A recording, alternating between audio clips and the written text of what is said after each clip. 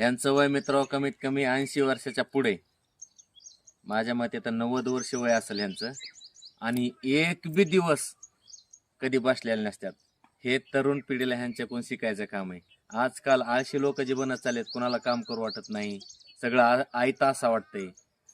जसं मला कळतं मित्र हो, तसं ह्या एक बी दिवस बसलेल्या नसतात. ऊन असो ताण असो, प्रत्येक दिवस हे कामालाच असतात. आणि एवढं चपळ येता, कमाल केली, खरंच कमाल केली ह्यांची. मी तुम्हाला सांगतो, 80-90 वर्षाचा माणूस एवढं चपळ आणि एवढं काम करू शकतोय म्हणजे अकल्पनीय आहे.